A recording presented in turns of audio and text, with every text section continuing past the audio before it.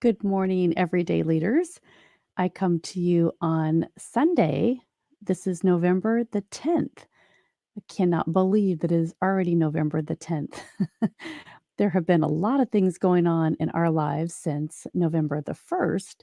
And the last time that I came to you live for a morning devotional follow up was October the 31st. And the reason for that is we celebrated our morning devotional. We were doing a Proverb study for the book of Proverbs, and we did 31 days of morning devotional, and it was amazing and what we learned through that. And so we have continued that through November. Good morning. Good morning. I can't see who you are, but good morning. So I wanted to just come up back here and share with you what's been going on. So November the 1st, we had to admit Joe to the hospital, and don't know what triggered his sickness, but we've been in the hospital for several days. Just came home this weekend, and it has been a big challenge for us. And so, you think things are put into your life for certain reasons, and when you focus on certain things, you become stronger through that. And so, anyway, we've been in the hospital and we've gotten better. And so, Joe's home now and he's recovering. But it has been a big challenge for us to have unknown medical factors to try to start dealing with. And, when you get something like the flu and you feel like it's the flu, but it gets continually aggravated. And so you have to go get that checked out by somebody that knows a little bit more than you do. And so that's what you do, right? That's what life is about. And so anyway, I wanted to come back to you today. Here it is, November the 10th, and we're studying the book of Corinthians for November's lessons. And so November the 10th, it comes into First Corinthians 10. So I wanted to read this to you because as it spoke to me this morning about the challenges that I'm learning, that we're going through, and having to learn some of the new processes that we're faced with when you become a patient, instead of, for many of you that know that I've been on the other side of medicine for many years of my life, helping solve problems. And so now being on the other side as a patient and a caregiver, it has been extremely challenging to understand the processes that are in the healthcare system. And so as I read through this chapter today, chapter 10, First Corinthians, it really made me get on a soapbox. And so, for those of you that have been in healthcare and can understand my message, so listen to this. So, it says decision making in the gray areas. Leaders regularly face choices that affect not only their own lives, but many others. What's more, many of these decisions have no clear answer. They do not appear black and white, but gray. So you know how that is when you go into the hospital and you have testing and you don't have answers and you want to know, but you have to wait and there's protocols. Just absolutely, as a type A person, makes me crazy because on our side, right, you want to know answers, and sometimes you don't know, and sometimes you still don't know what those answers are, except for just wait, right? Wait and listen. All right. So the rest of this says, so how does a leader make good decisions in the gray areas? And then, this is a teaching from Paul. And so there's three categories that I've listed here.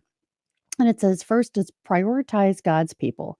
So remember to put others first, right? The leadership lesson is when you have a gray area and you don't know which direction to turn, putting people first. Um, the term others describes a person unlike you, one with whom you are likely to disagree. That's a challenge, right? So if you're facing, like we were, a medical situation, so you may not agree with the things that are going on, but to put people first, put others first, and try to understand the process that's going on. So it says leaders must choose what is best for others, not what appeals to their own taste. So being a caregiver, many times, and I've heard from many of you, that's the case, right? When you're caring for someone else, you must put their feelings, their thoughts, their emotions first and try to help solve that. And then ask yourself who will benefit the most from this decision, me or others? All right, the second takeaway from this is pursue God's glory. And so from verse 31, it says, does the decision glorify God or someone else?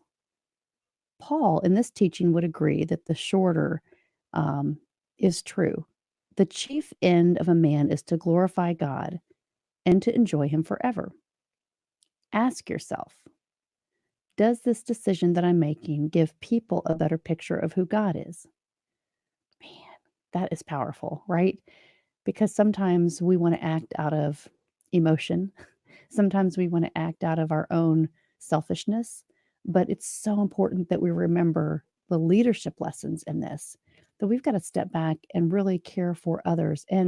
Um, and as I was talking to our group today, as we were discussing this, my soapbox in healthcare is there's got to be solutions to things that seem challenging, that seem broken, in a lot of protocols. So I'll get on that much later. I may have a session on it, so look for that. All right. So the third thing is perceive God's purpose. So the ultimate purpose of our being on earth is to bring others to Christ. We must always move toward fulfilling the mission. Ask yourself, will this decision please God and fulfill his purpose? All right. So I want you to think about those things today. That is a powerful lesson, and it's all on teachability. And so if you can inspire, if you can know what you know, stepping into situations that you're unfamiliar with, I encourage you to step back and listen to your own voice. Many times I have written lists of things down of my experiences the last 10 days in the hospital with Joe. How can things be impacted maybe by your thoughts, by your emotions, by maybe processes that you can create, maybe by, gaining people together that have the same influence or the same attitudes and try to make a change for that, right? So there's a lot of times that you can create solutions right around you that may not be created. But I encourage you to whiteboard it, to journal, to think about who is your circle of influence that you might be able to impact change through a difficult situation and create a new solution, create a new process for. That's what we're here for, to make things better, right?